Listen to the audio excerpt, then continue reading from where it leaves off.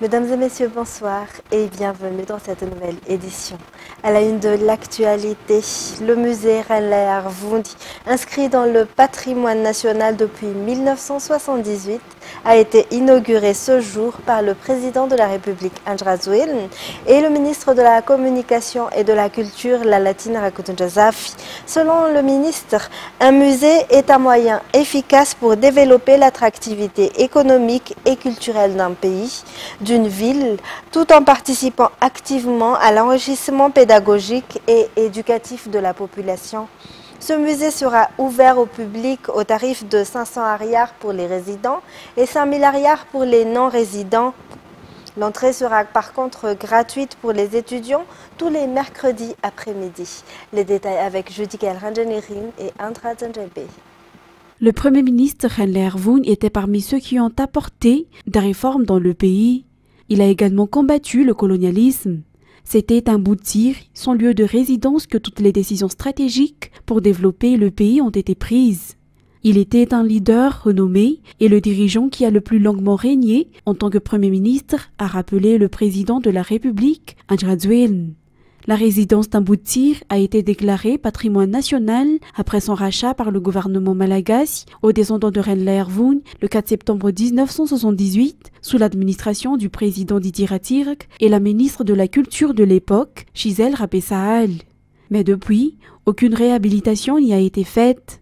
Le ministère de la Culture et de la Communication a commencé les travaux de rénovation en 2020 et actuellement, les travaux sont totalement achevés. Aujourd'hui, dans le cadre de la Journée mondiale des monuments et des sites, le musée Renler Vundi a été inauguré. Les informations qui y sont renfermées se divisent en deux parties. Il y a le Renler Vundi, homme d'État, d'une part, et le Renler Vundi en tant que simple homme, en privé, car il a également vécu longtemps. Ces deux faces qu'on ne verra peut-être pas forcément au palais d'Andafiavarech, son bureau officiel souligne le ministre de la Communication et de la Culture, Lalatina Rakotunjazafi. Le lieu sera ouvert du mardi au dimanche. L'accès est à prix très modéré car il sera de 500 ariars pour les résidents et 5000 ariars pour les non-résidents. Par ailleurs, l'accès sera gratuit le mercredi après-midi pour que les enfants en profitent. Et en économie, Madagascar Airlines a obtenu de l'ACM hier son accréditation en tant que transporteur aérien ainsi que sa licence d'exploitation. À part les lignes régionales et européennes déjà acquises, Madagascar Airlines desservira les 8 aéroports nationaux de Madagascar et envisage d'ouvrir 10 nouvelles destinations dans les prochaines années. Les détails. Madagascar Airlines est officiellement une compagnie aérienne malgache.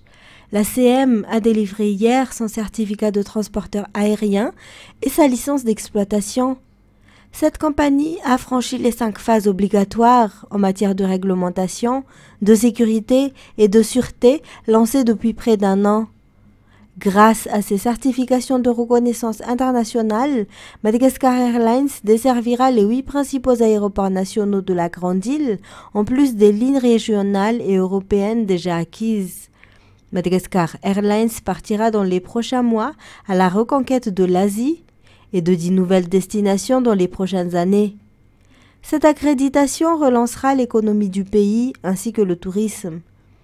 Dans un communiqué, la compagnie a remercié les différents acteurs de l'aboutissement de cette phase, particulièrement le président de la République André Rajoelina pour son leadership et sa vision patriotique envers le potentiel de l'aviation et du tourisme malagasy, mais aussi pour sa confiance dans le savoir-faire de tout le personnel de la compagnie. Nouveau départ, c'est en ces termes que le directeur général de Madagascar Airlines s'est prononcé par rapport à l'obtention de son certificat de transporteur aérien ainsi que sa licence d'exploitation. Cela implique la restructuration de la flotte, la maîtrise des coûts, mais également la modernisation des outils de vente, selon toujours les explications de Thierry de Bailleul. Pour le cas du personnel, près de 90% sont en situation de mise à disposition. Le point avec Miervulatsferen et Braz de Nilsson. Le tout nouveau statut de compagnie nationale malagasy de Madagascar Airlines implique à la fois un redémarrage et un changement à plusieurs dimensions, selon le directeur général cet après-midi lors d'une conférence de presse au siège de la compagnie à Nalakeli. Il y a tout d'abord la restructuration de la flotte. Aujourd'hui, Madagascar dispose de 6 ATR qui desservent les courtes distances. Pour le moyen terme, le directeur général de Madagascar Airlines annonce l'utilisation de jets à capacité de plus de 100 passagers.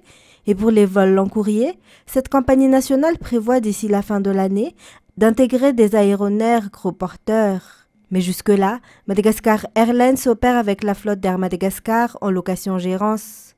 Il y a inévitablement, dans la flotte, il y aura inévitablement bien sûr des avions ATR pour opérer les distances les plus courtes, par exemple, ou certaines routes où il y a moins de passagers, donc avec des avions plus petits.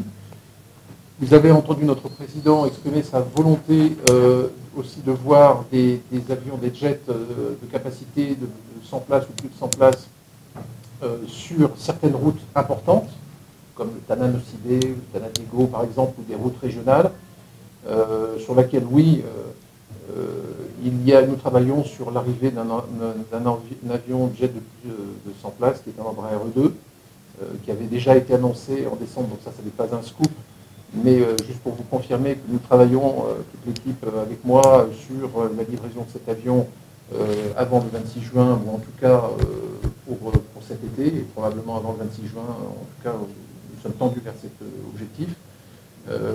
Et donc, ça c'est pour ce qui concerne les vols courts et moyens courriers. Après, sur les vols long courriers, nous travaillons également, et je crois que ça non plus, ça n'est pas un scoop, mais nous travaillons également sur des opérations long courrier autonomes, c'est-à-dire avec nos propres avions. Donc nous étudions un certain nombre de solutions pour démarrer des opérations long courrier de manière autonome, avec nos propres avions, nous l'espérons dès cette année. Notre principal objectif est de démarrer le plus vite possible. Nous voulons effectivement être maîtres de notre produit, avoir nos propres avions, nos propres couleurs, configurés comme nous le souhaitons, et surtout avec nos équipages. Je n'ai pas d'annonce à faire précise aujourd'hui avec cela, parce que nous préférons faire des annonces lorsque nous avons des accords signés, mais sachez que nous travaillons à un démarrage le plus rapide possible d'opérations long courrier de Madagascar Airlines, avec nos propres pilotes, bien sûr, nos propres navigants, hôtesses et stewards également, voilà, et en utilisant nos propres opérations et regards de maintenance. Le lien qu'il y a entre Madagascar Airlines et Air Madagascar aujourd'hui, c'est une situation, il y a un contrat de location-gérance. Donc, au terme duquel Madagascar Airlines opère les anciens vols d'Air Madagascar et de Saradi au titre de ce contrat. Sur le volet financier, Madagascar Airlines prévoit d'établir un nouveau business plan. Le but, selon toujours le directeur général, c'est avoir une compagnie rentable, autofinancée et à la fois autonome. Cette compagnie affiche son optimisme et envisage un bilan positif à l'horizon de 3 ans. L'objectif de ce plan d'affaires, c'est d'être une compagnie rentable qui rapporte l'argent à ses actionnaires, que ces actionnaires soient publics ou privés d'ailleurs. Aujourd'hui d'ailleurs, on parle bien d'actionnaires qui sont eux-mêmes des propriétés des sociétés d'État, mais notre objectif, c'est d'être autofinancé et autonome en termes de besoins de financement. Alors ce ne sera pas le cas le premier jour, évidemment, puisque nous partons d'une situation que vous connaissez, mais l'objectif, c'est de devenir rentable et d'être autofinancé à l'horizon de maximum 3 ans. Voilà. Donc, il y a évidemment un temps de démarrage, mais qui ne doit pas durer très longtemps et qui doit afficher des résultats opérationnels positifs dès la 3e année. Pour le sort du personnel d'Air Madagascar, les dirigeants de Madagascar Airlines a avancé que près de 90% ont accepté de signer une convention de mise à disposition, c'est-à-dire en statut provisoire. Et concernant le partenariat de Madagascar Airlines avec les autres compagnies internationales, le directeur général parle d'une alliance commerciale excluant l'alliance capitalistique. Et dans un tout autre sujet, les premières analyses faites sur Tulch, le garçon âgé de 8 ans qui aurait été violé, a été faite aujourd'hui. Jusqu'à présent, il n'est pas encore confirmé que ce petit garçon a été vraiment violé, du fait que le résultat des analyses reste encore un secret médical, selon l'association des jeunes qui prend en charge le suivi médical de Tulch.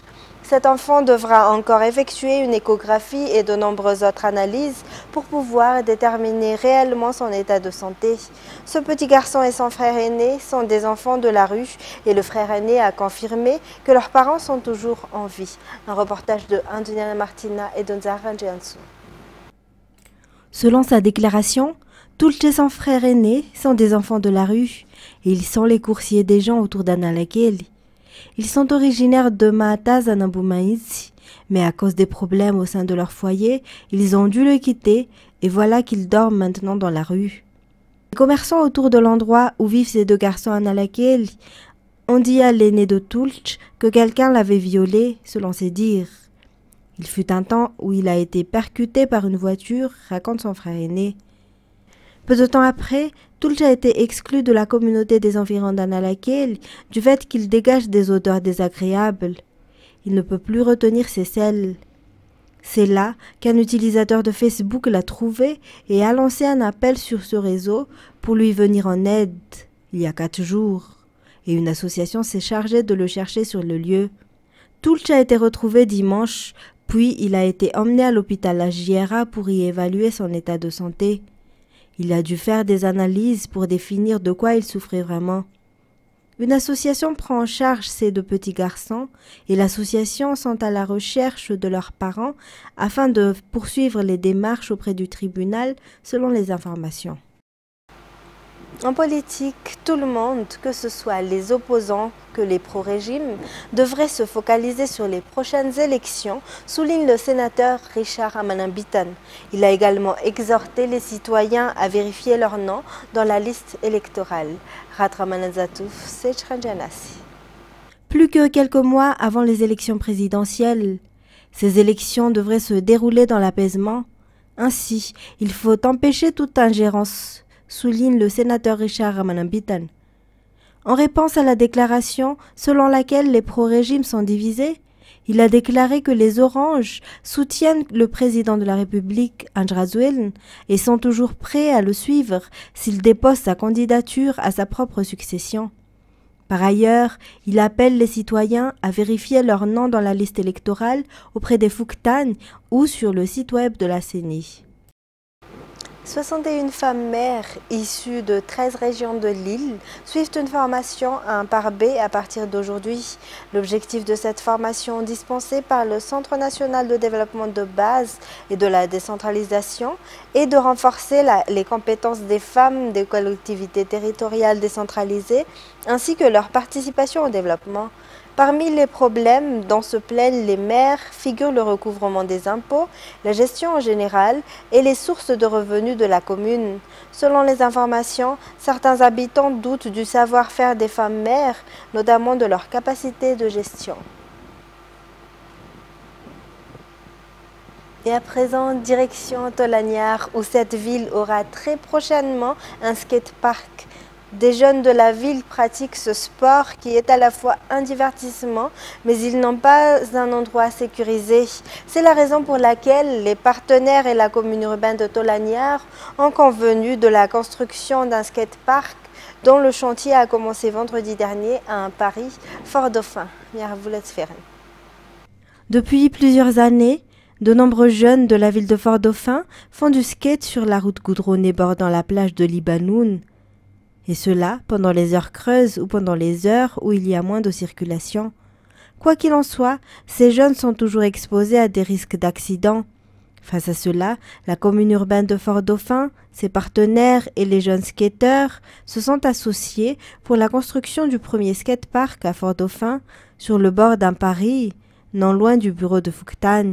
Cet espace, dont les travaux sont financés par Unimat, s'étale sur 15 mètres de long et 10 mètres de large. C'est un petit projet, mais qui s'inscrit dans un projet beaucoup plus grand, dans une ambition de la commune de faire rayonner la ville, non seulement dans la région, mais aussi au national et à l'international. Donc c'est un petit projet, mais qui, je pense, peut vraiment faire rayonner la ville dans son esprit jeune, fun, sportif, tourné vers les jeunes. Et pour ça, je pense que c'est déjà un grand pas. L'équipe de protection, on a des partenaires, notamment à La Réunion, qui veulent vraiment aider, qui veulent aider Madagascar, qui veulent aider ce sport qui émerge à Madagascar. Déjà, il y a plusieurs skates et protections qui ont été donnés par un skate shop à La Réunion, et on continue à entretenir ce partenariat. Peut-être qu'on pourra aussi continuer à supporter le projet dans sa deuxième phase. Et vous avez raison, c'est important.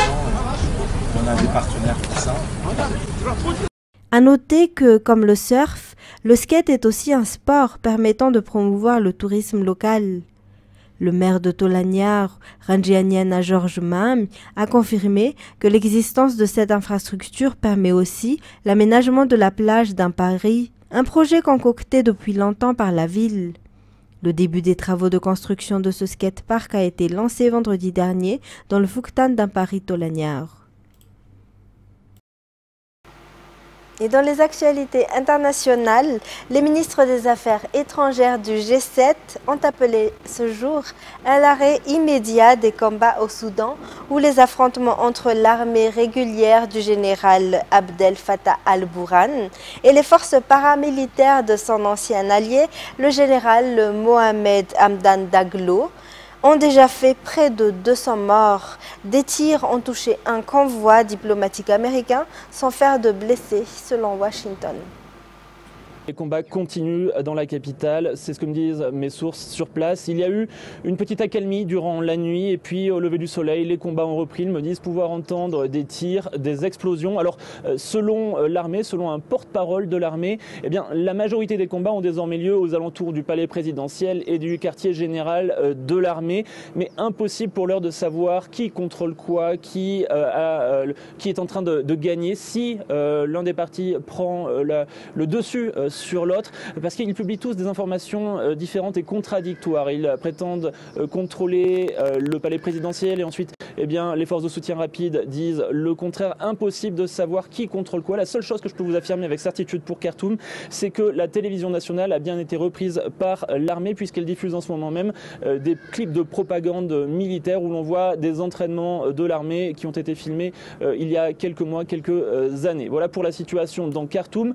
Pour le reste du pays, c'est tout aussi compliqué de savoir ce qu'il se passe. Il semble que l'armée ait repris le dessus au niveau de l'aéroport de la ville de Meroé, une ville située à 200 km au nord de Khartoum, extrêmement stratégique car c'est un aéroport militaire où sont stationnés de très nombreux avions militaires. Et pour ce qui est des villes de Niala et d'El Fashir au Darfour, il est bien impossible de savoir quelle est exactement la situation sur place. Ce que je peux vous dire, c'est que les civils sont toujours en grand danger. Selon les Nations Unies, au moins 185 personnes ont été tuées depuis le début des combats samedi et plus de 1800 ont été blessés, et il y a de forts risques qu'il y ait encore plus de morts, encore plus de blessés au cours des prochaines heures, au cours des prochains jours, car la très grande majorité des combats se situe dans des zones résidentielles très densément peuplées. Et aucun des deux camps, Bastien, ne semble favorable à une trêve ? Pour l'instant, non. Il y a eu de très nombreuses tentatives de médiation de la part de pays, de la part d'organisations internationales, des pays comme la France, les États-Unis, des organisations internationales telles que les Nations Unies, telles que la Ligue arabe, telles que le G7. Et pour l'instant, eh bien, cela n'a pas d'effet positif sur le conflit. Après la réunion du G7, le secrétaire d'État américain Anthony Blinken a contacté les généraux Burhan et Hemeti, donc le chef de l'armée et le chef des forces de soutien rapide. Le général Hemeti a publié un communiqué sur Twitter en anglais, ce qui est assez surprenant étant donné qu'habituellement il communique en arabe, donc cela signifie qu'il souhaite s'adresser au plus grand nombre possible de par le monde. Le général Hemeti qui a dit qu'il était honoré d'avoir eu cette conversation vitale avec le secrétaire d'État américain, qu'ils ont évoqué leur dévouement à la liberté, à la justice et à la démocratie et qu'ils ont réaffirmé leur volonté de protéger les civils partout, aussi bien à Khartoum que dans le reste du pays. Et je peux vous dire que pour mes contacts sur place à Khartoum, eh bien, beaucoup n'y croient pas, beaucoup ne veulent pas y croire. Comment pourrait-il croire un homme qui prétend protéger les civils alors qu'il combat dans les quartiers les plus peuplés de la capitale? Comment peuvent-ils croire que cet homme veut protéger la démocratie alors qu'il est tout autant que Bourhan responsable du coup d'État qui a eu lieu en 2021? C'est impossible. Mes contacts sur place me disent qu'ils ne croient pas en une solution négociée au cours des prochains jours. Tout ce à quoi ils s'attendent, eh bien, en fait, ce sont des combats plus intenses au cours des prochaines heures et au cours des prochains jours. Et au Nigeria, ils étaient des milliers de passagers bloqués à l'aéroport de Lagos lundi en raison d'un mouvement de grève. Le syndicat du personnel aérien a décrété 2 jours de grève pour réclamer de meilleures conditions au travail. France 24.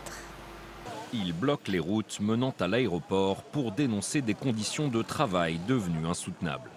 L'ensemble du personnel aérien nigérian a entamé lundi une grève de 2 jours, seul moyen selon les syndicats de faire passer leur message.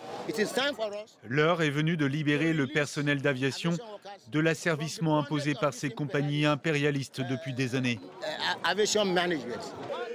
Au Nigeria, pilotes, ingénieurs et contrôleurs aériens demandent depuis des mois une meilleure rémunération et la mise en place d'un salaire minimum. Ils exigent également que soient renégociés les accords d'entreprise signés il y a 7 ans, tandis que certains affirment ne pas avoir été payés depuis des mois. Sous le regard des policiers et militaires déployés autour de l'aéroport de Lagos, les grévistes ont érigé des barrières pour bloquer l'accès au terminal, forçant les voyageurs excédés à faire le reste du chemin à pied. Ma femme m'a déposé sur le pont. J'ai dû marcher jusqu'ici. Et je me retrouve au milieu de cette cohue. Je ne sais toujours pas si je vais pouvoir prendre mon vol. Ce mouvement social représente un casse-tête de plus pour une industrie qui a déjà du plomb dans l'aile. Lourdement impactées par la flambée des prix du carburant, les compagnies aériennes nigérianes ont également vu leur vente de billets chuter à cause d'une pénurie de dollars. Mais pas de quoi attendrir les syndicats qui annoncent que la grève sera reconduite de manière illimitée à la fin du mois si leurs revendications restent sans réponse. Et alors qu'Emmanuel Macron s'exprimait lundi à la télévision, les opposants à la réforme des retraites se sont rassemblés à travers la France pour des concerts de casseroles, parfois suivis de manifestations sauvages émaillées de dégradations. France 24. A-t-il trouvé les mots pour convaincre? Dans une allocution d'un peu moins d'un quart d'heure, Emmanuel Macron a tenté d'apaiser le pays. Sur la réforme des retraites, une forme de mea culpa 72 heures après la promulgation de la loi. La loi sur nos retraites, cette réforme est-elle acceptée? À l'évidence, non. Et malgré les mois de concertation, un consensus n'a pas pu être trouvé. Et je le regrette. Nous devons en tirer tous les enseignements. À Nice, le patron de ce restaurant attendait des mots d'apaisement du chef de l'État. Après 3 mois de mobilisation, il espère pouvoir reprendre une activité normale. Sur le fond, il est convaincu mais regrette la méthode. Je pense que la réforme, au fond, était utile pour la continuité de nos petits-enfants et de la génération qui arrive, mais pas de cette manière. C'est un peu brutal, ça a été un peu imposé. Pour d'autres Français réunis en opposition à la réforme devant certaines mairies, cette prise de parole ne change rien. Nous, c'est jusqu'au retrait et tant que la réforme n'aura pas été retirée, il pourra dire ce qu'il voudra, ça ne changera rien à la situation. Depuis l'Élysée, Emmanuel Macron répète qu'il veut ouvrir plusieurs chantiers. Justice, ordre républicain et en priorité le travail. Améliorer les revenus des salariés, faire progresser les carrières, mieux partager la richesse, améliorer les conditions de travail, trouver des solutions à l'usure professionnelle, accroître l'emploi des seniors et aider aux reconversions. Sauf que les syndicats n'entendent pas renouer le dialogue avec l'exécutif avant le 1er mai. Dans son allocution, le chef de l'État dit également vouloir mieux associer les forces politiques. Certains de ses opposants se disent insensibles à cette main tendue. Peut-être peut-il prétendre attirer encore quelques personnes à droite, j'en sais rien. Mais je crois qu'il ne se rend pas compte qu'il est de plus en plus seul dans le pays et que les gens vont considérer ce qu'il vient de dire comme des propos de bonimenteurs. Nous, on se prépare à l'alternance, on se prépare à gouverner ce pays. Donc on se prépare évidemment, on travaille beaucoup, on se prépare à la professionnalisation de nos équipes. Le président a chargé sa première ministre de détailler cette feuille de route la semaine prochaine. Il promet qu'un bilan de cette action sera réalisé le 14 juillet. Mesdames et messieurs, c'était les points essentiels de cette édition. Merci à vous de l'avoir suivi. Toute l'équipe de la rédaction vous donne rendez-vous dès demain pour de nouvelles actualités. Au revoir et passez une excellente soirée sur Viva.